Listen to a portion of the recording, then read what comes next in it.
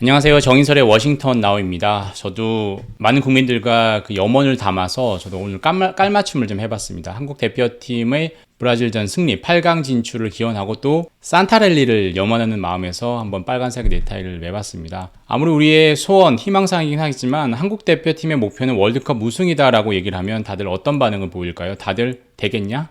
가능하겠어? 반문을 하겠죠. 하지만 미국 시간으로 내일, 한국 시간으로 6일에 있는 브라질과의 16강에서 승리를 한다면 어떻게 될까요?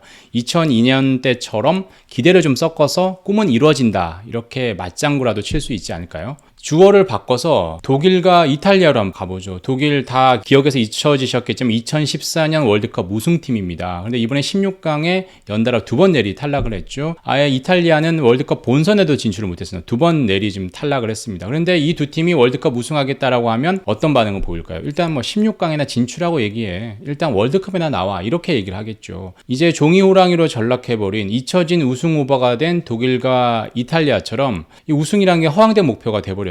미국 중앙은행의 물가 목표제도 좀 비슷하지 않을까 저는 생각을 해봤습니다. 지금 현재 9% 찍고 이제 7%대로 떨어졌습니다. 이걸 2%, 물론 PC 기준으로 2%로 끌어내리겠다라는 게 페드의 물가 목표제이죠. 하지만 현실은 쉽지 않죠. 독일이나 이탈리아의 걸출한 월드스타나 특급 조커가 사라진 것처럼 미국의 저금리 저물가를 도왔던 나라들도 이젠 더 이상 미국 편이 아니기 때문입니다. 그럼에도 파월 의장은 2% 목표제 할 수 있다라고 해야 된다라고 얘기를 하고 있습니다. 한국이 브라질을 꺾고 8강에 진출할 확률과 2% 목표제가 될 것 같은 확률 어느 게 더 높을까요? 여러분들의 생각을 댓글로 한번 남겨주시면 좋을 것 같습니다. 하지만 물가 목표는 우리가 아주 옛날 일 같지만 팬데믹 이전 2021년 이전에는 미국 물가가 2% 아래였습니다. 그래서 미련을 버리지 못하는 거죠. 때마침 그 미련이 정말 현실적인지를 가려줄 수 있는 지표가 이번 주에 나옵니다. 미국 인플레이션의 선행지수 역할을 하는 지표들입니다. 페드의 2% 물가 목표제를 중심으로 이번 주 주요 이슈와 일정을 한번 정리를 해보겠습니다.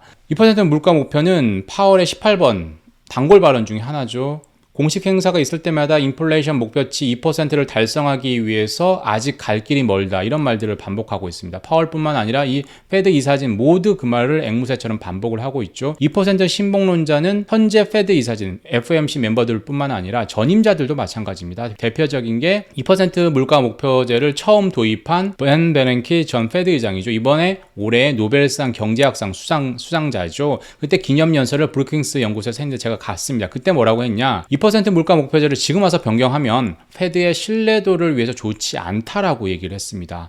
2% 수치를 그래도 고집하는 건 그래도 한때는 현실적인 목표였기 때문입니다. 아까 말씀드렸던 것처럼 2021년 팬데믹 이전만 해도 2% 아래였습니다. 하지만 베렌키 의장도 얘기를 했죠. 2% 목표라는 게 중기 목표지 항상 달성해야 되는 거예요. 6개월 내 단기간 내야 될 목표는 아니라는 거죠. 파월 의장도 이런 점을 반영해서 2020년 잭슨홀 회의 때 2%에서 단기적으로는 벗어나더라도 평균적으로 2%에 있으면 된다라는 평균 물가 목표제를 들고 나왔습니다. 인플레이션을 2%로 잡기 위해서 만약에 그 목표를 버린다라고 한다면 현실적으로 어려워서 버린다라고 하면 잃는 게 더 많다라는 거죠. 중앙은행 통화정책의 신뢰도도 상실하고 페드가 이제 하이 인플레이션을 용인하는구나라는 신호를 잘못된 신호를 시장에도 줄 수 있다라는 거죠. 그래서 2% 목표를 버리지 않는 거고요. 미국이 저금리 저물가 시대에서 계속 지낼 수 있었던 건 특급 도우미 국가가 있었기 때문입니다. 이게 아주 옛날 일이 돼버렸죠. 트럼프 이전에 오바마 때 이렇게 시진핑 주석이 미국에도 찾아와서 이렇게 악수도 하고 했습니다. 이런 모습이 이제 완전 옛날 모습이 됐죠. 중국뿐만 아니라 멕시코도 마찬가지입니다. 멕시코도 더 이상 미국을 다 도와주지 않습니다. 그래서 옛날로 돌아가기가 사실상 불가능하다라는 거죠. 중국의 저렴한 상품 그리고 저가의 멕시코의 인력, 중남미 국가들의 인력 이런 것들이 뒷받침됐었는데 이제 없으니까 저물가 저금리의 골디락스 시대를 살기가 쉽지 않다라는 거죠. 시진핑 정부의 산하 제한, 제로 코로나 같은 통제 정책 때문에 과거와 같은 중국의 대량 생산 체제, 그로 인해서 글로벌 국가들이 많은 혜택을 받는 거는 재현되기 쉽지 않다라는 거죠. 그리고 미중 갈등이 더욱더 극심해져서 중국이 담당해오던 글로벌 분업 체제의 한 축도 완전히 무너져 버렸습니다. 그리고 멕시코입니다. 싼 노동력이 더 이상 공급되지 않고 있는 거죠. 트럼프 행정부 때 반이민 정책이 있었기 때문인데 바이든 정부 들어서 이걸 좀 원상태로 복구하겠다고 했지만 바꾼 게 하나도 없습니다. 인구의 절반 이상을 차지하는 백인 그리고 다른 소수민족들이 반대하기 때문에 정치적인 이유 때문인데요. 그래서 팬데믹 이후 노동시장이 빡빡해졌다고 하지만 이민을 받지 않고 있기 때문에 빡빡해진 노동시장이 풀리지 않고 있습니다. 과잉 공급이 아니라 과잉 수요 때문에 계속 공급이 빡빡하다라는 거죠. 그러려면 이민자들이 들어와야 되는데 이민자들은 들어오지 않고 있다라는 거죠. 그리고 세 번째로 미국의 우방국들도 더 이상 미국 편이 되지 않는다라는 거죠. 얼마 전까지만 해도 미국은 대규모 적자를 냅니다. 소비를 해야 되기 때문에. 근데 독일, 일본, 한국들이 대규모 흑자, 무역 흑자를 냈습니다. 그래서 그 국가들의 잉여 자본, 이익이 다시 미국의 자산 시장으로 흘러들어와서 증시, 부동산 시장, 채권 시장의 자금줄 역할을 했습니다. 하지만 어떻게 됐습니까? 지금은 독일, 일본, 한국 다 인플레이션 늪에 빠져 있고 무역 적자, 더 이상 잉여 자본이 없습니다. 그게 미국 자본 시장에 들어오지 않아서 미국 국채 시장에서도 매수세가 부족하고 증시, 부동산 시장 다 마찬가지라는 거죠. 그래서 물가 목표 2%로 돌아가려면 이 세 조건이 상품, 노동력, 자본 다 이 조건이 옛날로 복원이 돼야 됩니다. 하지만 쉽습니까? 러시아의 우크라이나 침공 때문에 더 힘들어졌다는 거죠. 세계화 질서 무너졌고 신냉전이 본격화됐습니다. 러시아뿐만 아니라 사우디, 이란도 미국 민주 진영과 거리를 두고 척을 지고 있습니다. 저렴한 상품, 저임금 인력, 대규모 자본, 이 삼박자가 맞춰져야 되는데 이게 모두 이탈한 상황에서 2% 목표 물가를 달성하는 게 더욱더 쉽지 않아졌다라는 거죠. 이런 상황에서 이번 주 주요 지표를 한번 보겠습니다. 인플레 2% 실현 가능한 목표인지 확인할 수 있는 지표가 나옵니다. 생산자 물가죠. 11월 PPI와 미시간대 기대 인플레이션율인데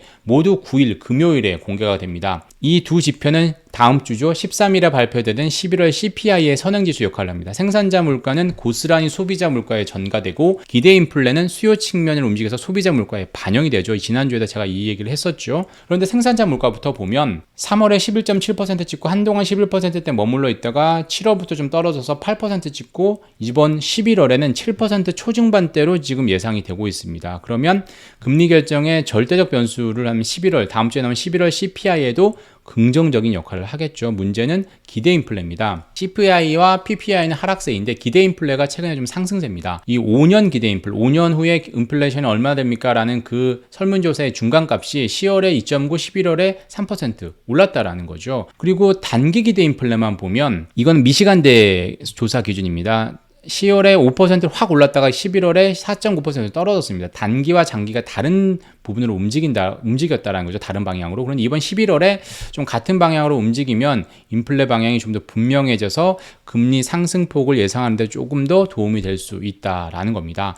그리고 페드가 참고하는 변수 중에 하나가 이런 선행지표 말고 다른 나라의 금리 결정이겠죠. 대표적으로 미국보다 좀 먼저 움직였던 게 캐나다와 호주인데 이 두 나라가 이번 주에 금리 결정을 합니다. 화요일에 호주, 수요일에 캐나다가 금리 결정을 합니다. 일단 호주를 보면요. 6월부터 9월까지 4연속 50bp 빅스텝을 밟았다가 10월, 11월에 25bp 베이비 스텝으로 바꿨습니다. 이번에도 베이비 스텝을 밟을 것으로 예상을 하고 있고요. 캐나다는 선진국 통은행 중에서 팬데믹 이후 제일 먼저 100bp를 올렸습니다. 그게 바로 7월의 일이었죠. 1.5에서 2.5로 올렸는데 그 이후에 좀 쉬다가 75bp 자이언트 스텝, 50bp 빅 스텝으로 갔다가 이번에는 50bp 아니면 25bp인데 25bp 확률이 좀 높은 것으로 좀 알려지고 있는데 그 상황을 좀 봐야 될 것 같습니다. 그리고 미국입니다. 미국뿐만 아니라 모든 나라들이 지금 긴축 속도를 약간 완화하고 있습니다. 물가가 정점을 찍고 좀 떨어지고 상승률이 좀 완화되고 있기 때문인데 그렇다고 해서 미국의 물가 상승률이 PCE 기준으로 지금 6%인데 이게 2%대로 떨어질 수 있을까요? 대부분의 전문가들은 힘들다라고 보고 있습니다. 내년이나 내후년에 3, 4% 정도 PCE 기준으로 그 정도 될 것으로 예상을 하고 있는 거죠. 물론 극적으로 PCE 기준으로 미국의 물가가 2%로 떨어질 수 있습니다. 그러려면 어떻게 됩니까? 어떻게 되죠? 기준금리를 확 올려버리면 됩니다. 그런데 그게 가능할까요? 하나를 얻으면 하나를 잃는 게 세상 이치죠. 그 부분을 스톤엑스 파이낸셜의 빈센트 거시전력 총괄이 잘 설명을 해줬습니다. 파월 의장이 폴 볼커 전 의장처럼 기준금리를 10%까지 올리면 인플레이션이 2%로 떨어질 수 있다. 하지만 그렇게 되면 어떻게 된다? 극심한 경기 침체가 있고 노동시장이 완전히 박살나는데 무슨 소용이 있겠냐라고 반문을 한 거죠. 차라리 물가를 3, 4% 정도로 잡고 성장률을 예전보다 좀 더 끌어올리는 게 현실적인 대안이 되지 않겠냐. 그럼 기준금리를 한 3, 4% 정도로 유지할 수 있지 않겠냐라는 게 현실적이라는 거죠. 특히나 미국이 그동안 소비로만 계속해서 있다가 최근에 공장이나 기업들을 많이 유치하고 있죠. 그래서 성장률이 예전보다 높아질 수 있는 여건은 됩니다. 그래서 현실적일 수 있다라는 거죠. 다시 원래대로 돌아가서 독일과 이탈리아가 종이 호랑이가 됐지만 이 모습이 2006년 월드컵 때 모습입니다. 완전히 잊혀졌죠. 바로 이탈리아가 월드컵에서 우승하겠다라는 것보다는 일단 월드컵 본선에 진출하고 독일도 일단 16강에 진출하고 하나하나씩 해나가야지 나중에 옛날의 영광을 되찾을 수 있다라고 하는 게 현실적이라는 거죠. 페드의 2% 목표 물가도 하나씩 점진적으로 해나가야 되지 않겠냐, 그런 얘기를 오늘 했습니다. 지금까지 내용이었고요. 댓글입니다. 누리동아님 너무너무 감사드립니다. 월요일을 저 때문에 기다린다라고 하는데 여러분들의 기다림과 저는 그럴 때마다 설레이죠. 이런 설레임이 합쳐지면 못할 일이 없을 것 같습니다. 감사합니다. 다무리용방님, 진서님, 한강뷰님, 은하우님, 정말 정영규님, 정말 다들 감사드립니다. 포유님께서 미국 소비가 예상보다 견조한 게 고정금리 때문이 아닌가 이렇게 얘기를 하셨는데 맞습니다. 고정금리라는 게 30년 고정물이기 때문에 1년 전에 받아뒀던 대출을 받았던 사람들은 금리가 전혀 바뀌지 않았죠. 대출 이자가 늘지 않았다는 겁니다. 그래서 소비가 떨어질 만한 여건이 되지 않는다라는 거죠. 소비가 늘려면 부동산 가격도 오르고 주식 가격도 올라야 되는데 그렇진 않아도 소비를 확 줄일 만한 여건이 안 되는 건 이 대출 이자가 많이 늘지 않았기 때문입니다. 반면에 한국은 변동금리이기 때문에 이게 소비에 상당히 영향을 주고 있는 거죠. 호유님이 동시에 이제 소비에 영향을 주니까 고용이 후행도 아니고 선행지표, 동행지표 역할을 하는 거 아니냐라는 건데 고용이 바로는 아니고 말씀하신 소비에 영향을 주니까 소비가 어떤 동행지표 정도가 되는 거라고 보는 게 맞는 것 같습니다. 돌직구님, 각자도생님, 시크릿코디님, 후나리님 정말 오랜만이네요. 이자성님 정말도 오랜만이에요. 감사드립니다. 나무김도 감사드리고요. 예. 포유님께서 질문을 많이 해주셨네요. 감사드립니다. 깁스님, 만석구님 다 감사드립니다. 13호님도 감사드리고요. 국승단님께서 인플레는 다 시차가 있고 지금 물가가 아니라 채권시장, 금융시스템 안정 때문에 금리를 급격히 못 올린다라고 생각하는 거지 기대 인플레 때문에 금리 정책을 하는 거 아니라고 보고 있다라는 두 개가 좀 다르죠. 기대 인플레가 너무 올라가면 그걸 꺾기 위해서 금리를 많이 올리는 거고 금융시스템 안정을 생각하면 금리를 너무 높이 못 올리는 이유가 되는 거죠. 두 개의 어떤 역할과 기능이 좀 다른 거죠.